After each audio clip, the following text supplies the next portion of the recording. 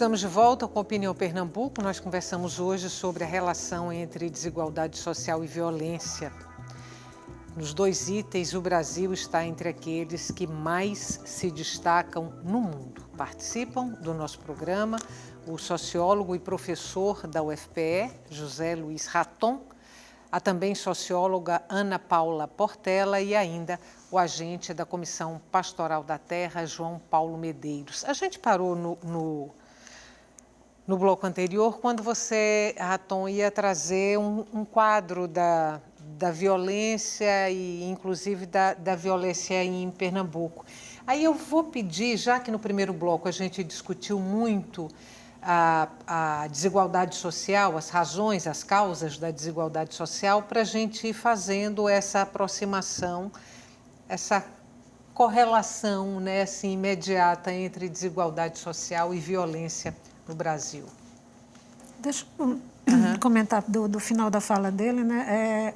Raton apresentou um certo afunilamento, né? Assim, você tem os 4 países, um continente mais violento, 4 países, o Brasil, Pernambuco, né? E mesmo dentro de Pernambuco, a gente diz que Pernambuco é um estado violento, né? Mas não é todo o estado que é violento, né? Então, dentro de Pernambuco, se você for observar pelos municípios, você vai ter 10 ou 12 municípios que são muito violentos. A capital, Caruaru, Petrolina e mais alguns que estão aqui pela região metropolitana, um ou outro ali no Agreste. Dentro desses municípios, no entanto, como por exemplo em Recife, você vai ter também alguns bairros que são violentos. E dentro desses bairros você vai ter áreas que são violentas, né? Então, por exemplo, antes de vir hoje de tarde, eu estava dando uma olhada em algumas informações a partir desse aplicativo Fogo Cruzado, que é um aplicativo que faz o levantamento de tiroteios aqui na cidade. E aí você tinha ali... Que é gerenciado pelo NEPS, o grupo de pesquisa que nós coordenamos, certo? E aí eu estava vendo quais eram as localidades em que tinha havido tiroteio aqui em Recife nesse período de uma semana. E todas elas eram localidades de comunidades de baixa renda, né? Ou seja, são áreas de muita precariedade social. Aí havia um bairro que não era de baixa renda, que era o Poço da Panela. Então você olha e diz, não, um bairro de classe média alta. Mas o Poço da Panela tem áreas de precariedade ali dentro. O aplicativo ele não dizia exatamente onde tinha acontecido o tiroteio, mas eu tenho certeza que se a gente for investigar, ou vai estar próximo ou vai ser dentro dessa área de precariedade social, né? Então a violência, especialmente essa violência letal, ela é um fenômeno altamente concentrado, né? Então, dizer que o Brasil é um país violento não significa dizer que todo o país é violento. Dizer que Recife é violenta não significa dizer que toda a cidade é. Existe uma geografia da violência, né? Existe. Onde pessoas, corpos, territórios são escolhidos para ser aquele espaço, aquele território de violência. Exatamente. O pessoal chama de zona de sacrifício, né? São pessoas, são espaços, são territórios que merecem ser sacrificados em nome daquele projeto, em nome daquele modelo de sociedade, né? E o Brasil nunca fez a revisão histórica da sua violência, né? Nunca refletiu, nunca fez a revisão de memória da sua violência. É tanto que o Brasil hoje é o país que, mesmo após a ditadura militar, é o país que mais se tortura nas delegacias, né? Ou seja, nós torturamos hoje mais no Brasil do que na época da ditadura militar, né?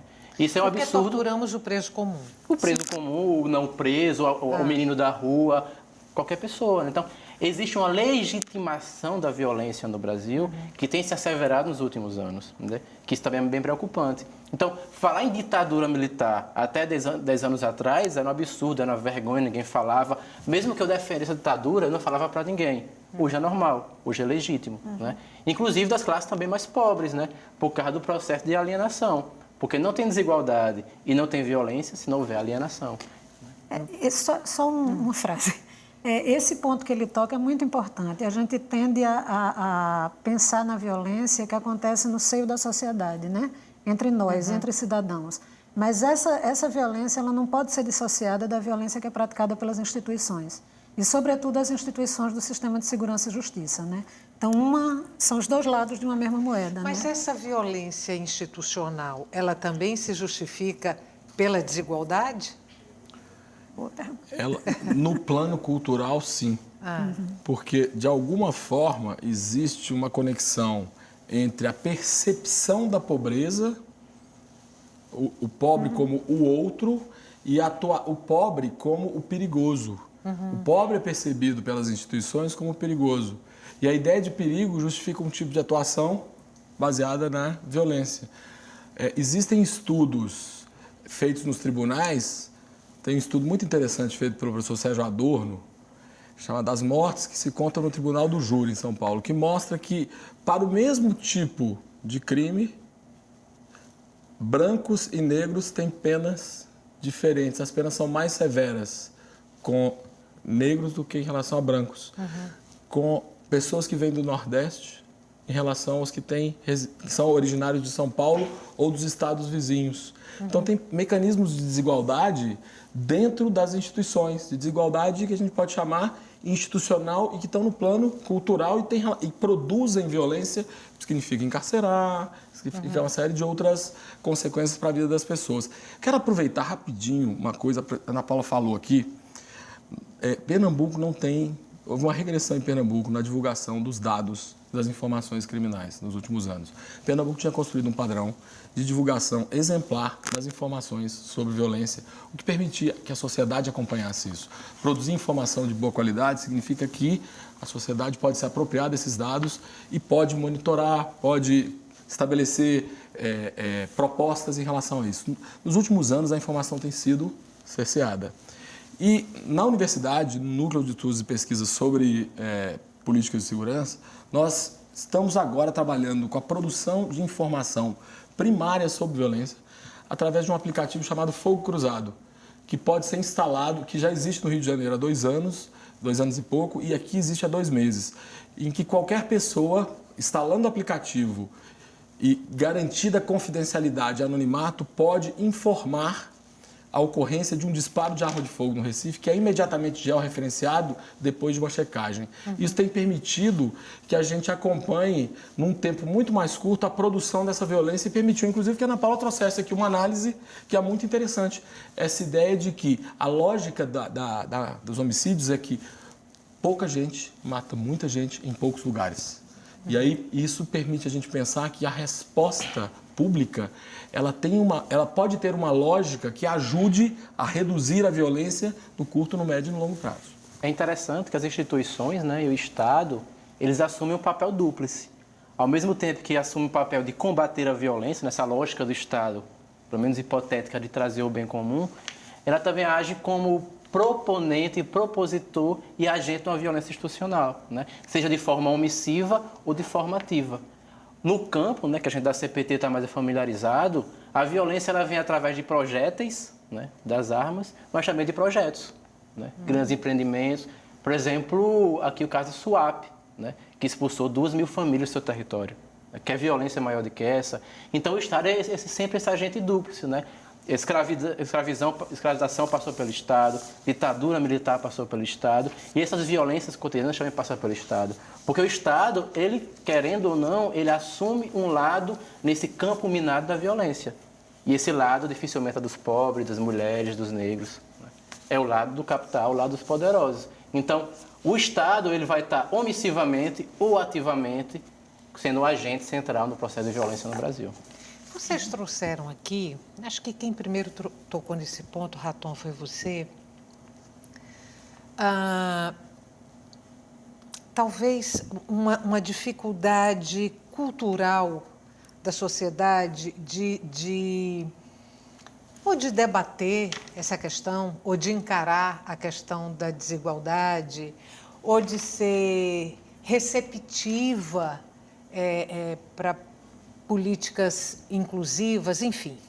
Partindo desse ponto que foi colocado por vocês, eu peguei um trechinho aqui de um livro e vou pedir para vocês comentarem. É o livro Guerra Civil, Estado e Trauma, de Luiz Mir. Ele diz assim: o Estado brasileiro optou pela guerra civil, uma guerra dolorosa que empilha cadáveres com frieza nazista e fúria primitiva.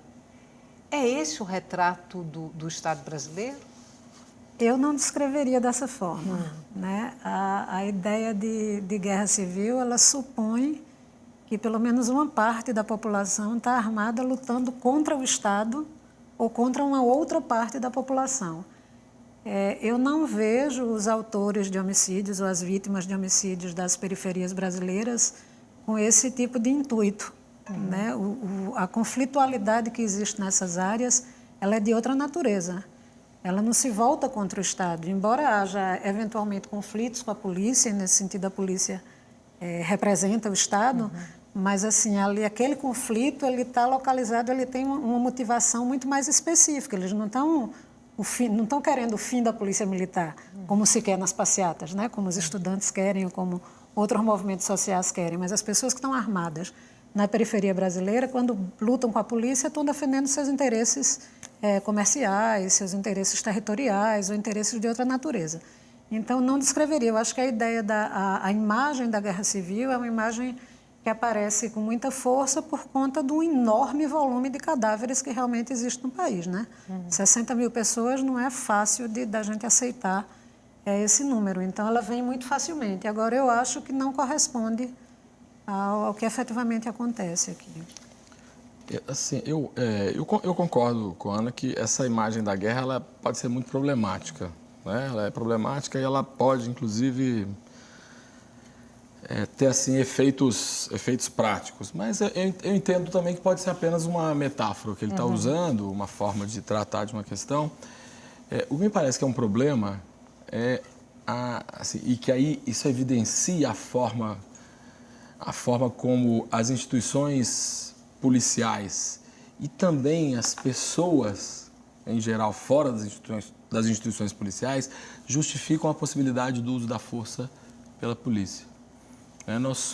O ano passado, nós tivemos mais de 5 mil pessoas assassinadas pela polícia no Brasil. Nós estamos falando de policiais em serviço. E nós tivemos um número muito grande de policiais assassinados também, que é outra coisa importante.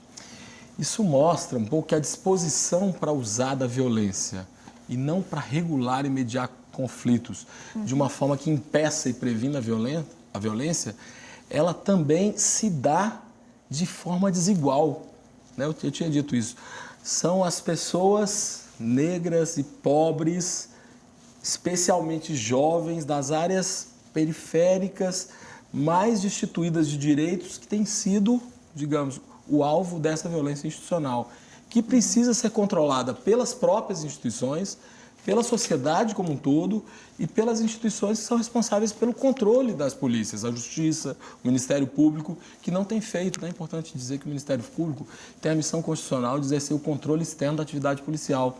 Não tem feito isso de forma eficiente no Brasil.